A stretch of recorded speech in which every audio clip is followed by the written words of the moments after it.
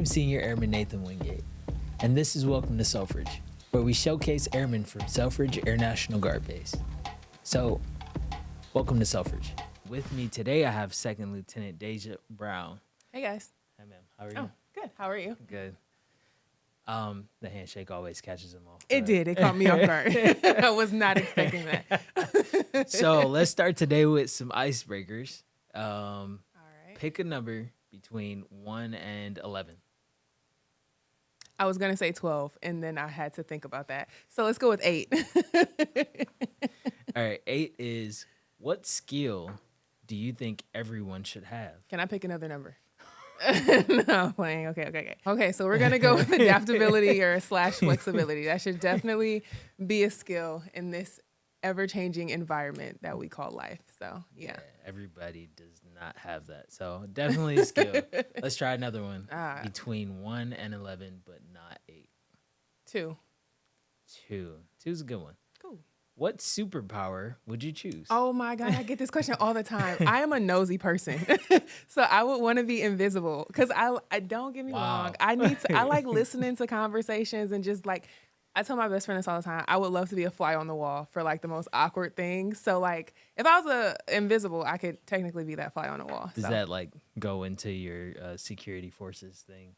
Like, yeah. If you want to relate those into the same thing, yeah, of course. All right. Well, talking about security forces, what is your job and what does it entail? So I am the new security forces operations officer. I always get that title confused, but it's pretty much me just being over our DSG and our AGR side. So the flight support that I have there, I'm not the superintendent, but I'm over the S3 superintendent. And then we have the DSGs, which is their day-to-day or their monthly training, just the things that they have to keep up with to maintain their standards and everything that goes along with becoming a defender. So that's pretty much what I do. Okay, awesome. And AGR is? AGR is full-time, and then drill status is the once a month.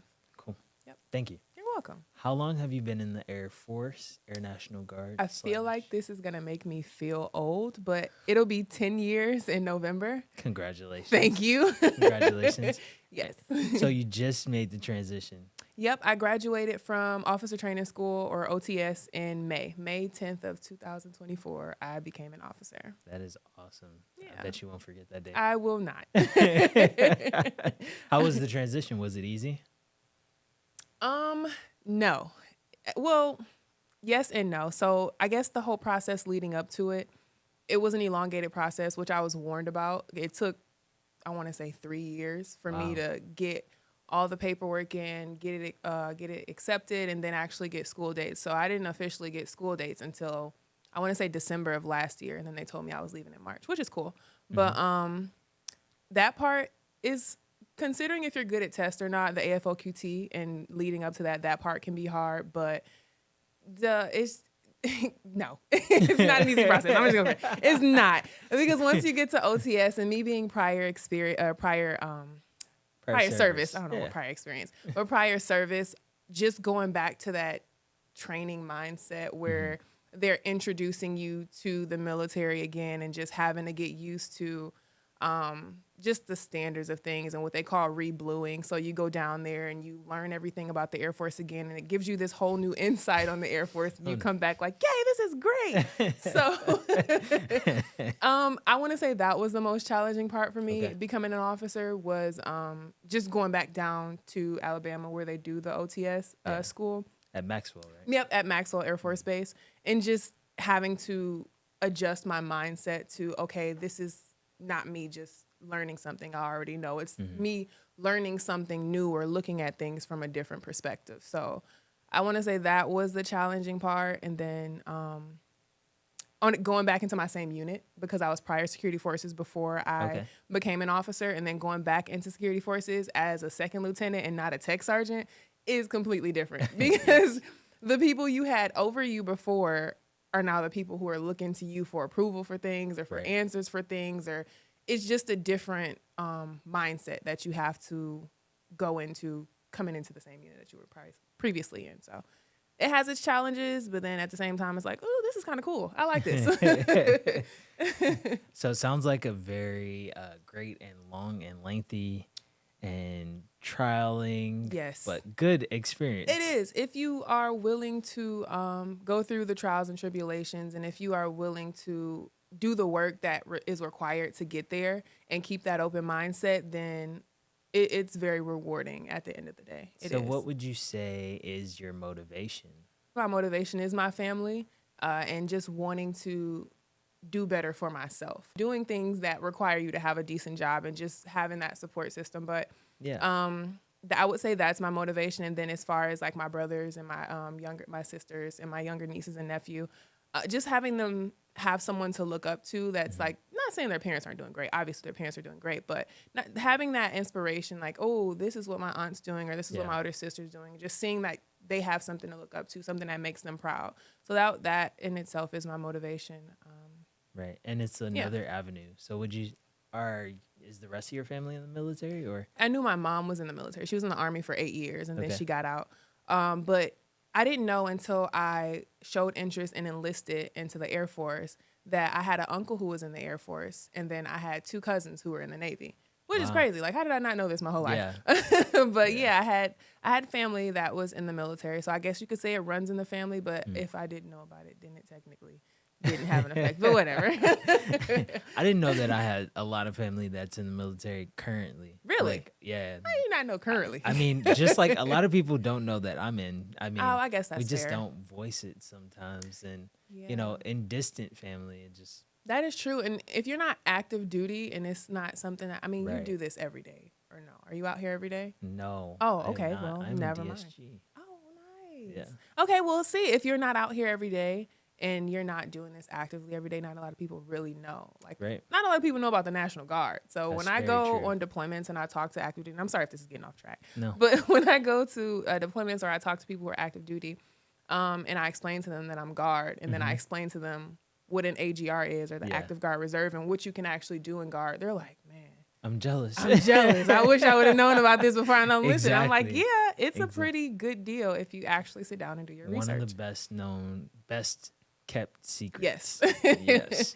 Definitely. So as far as like your experience, what do you think prepared you the most for this role? As a security forces officer? Yes. I would say my prior enlistment with security forces. Just because I'm coming in and I already have an idea of the career field. I know what, I won't say necessarily the ins and outs are, because there's always something new to learn. There's always something more. Like, you think you get to a point where you know pretty much everything, and then you promote and you're like, oh, wow. I barely knew anything. So just the prior experience that I have, the general knowledge of the career field, what it entails to be an enlisted member in security forces, the things that we have to go through, the things that we do on the day-to-day basis, the job actually. I think that really prepared me to transition as an officer, because now I see what it is they go through, what are things that they're asking for from their supervisors or from their leadership, the things that have lacked in leadership before that they would like to see that I could bring to the table. So it gives that better perspective, and it kind of gives me a foot in my job to know what it is that I need to do. Yeah, you bring a great point, because it's always like the lower enlisted or the middle enlisted who always have something like, oh, we can improve here, but they never get a chance to actually voice it or actually change it. So what advice would you give to those younger enlisted or someone who's looking to come in? Let's go with someone who's looking to come in. Okay, so I'll answer both. So someone who's looking to be a defender or to come into the Air Force at all? Let's start with the Air Force period. I would say do your research. One, the Air Force is not for everybody. So to know your capabilities, know your limits, know what it is that you want to do is very important. Also, know what the Air Force offers. Know the jobs that they have, because I'll tell you, it wasn't until way after I got into the military that I realized that the long list of jobs that the Air Force offers is not just pilots, security forces, medical personnel. It's way, way, way longer. Like, there's so many things that the Air Force can offer you. So do your research and just make sure you get with a good recruiter and talk to that person and try and make it work for you. Like, it will, if you do your job or if you do your research, it'll work for you and your advantage. So that would be that for the Air Force, Okay, and what about a defender? Ooh, Do PT because the career field is changing. So it is very, very important that you're up to date, not up to date, but like you're physically in shape.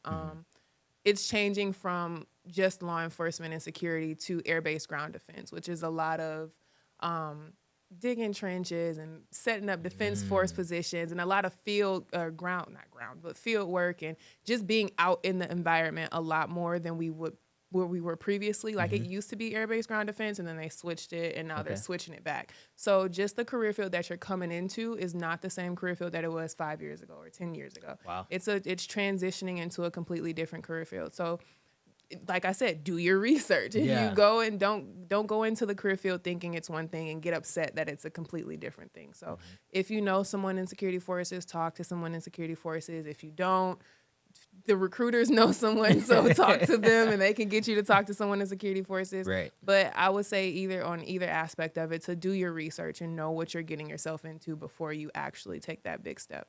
That is great advice, because what I didn't know was that, and this is the way that I like to phrase it, every job on the outside of the Air Force, there's a job on the inside for it. So that's one of the ways I like to phrase it. Yeah, that is a good way to look at that. What are your career and life goals? Career goals. I'll start with that one. So, okay, never mind. I'm going to start with life goals because that seems a little bit easier right now. As far as life goals, I'm actually working on going back to get my master's degree in health administration because I want to work on the health administration side of things when I go back to the civilian side of my life. So right now, that's my most recent goal, is to just get into a program and finish that and then start working at but eventually make my way to an executive level position in a hospital, because that's what I intend on doing. As far as the military career goes, I'm kind of open to seeing where life takes me, because quite honestly, I didn't expect on becoming an officer as soon as I did. It was not forced on me, but it was encouraged to me by my prior commander or previous commander. He's no longer with our unit, but he really urged me to do it, and he was more of a mentor to me. So I took his advice, I heaved on it, and I did it, and it worked out in my favor. And I never really thought beyond that. So now that I'm here and now that I'm getting acquainted in my position, I kind of want to get good at what I'm doing now, get good at the security forces side, but also think about the next 5 years. Thank you for watching Welcome to Selfridge. Who knows? You might be next.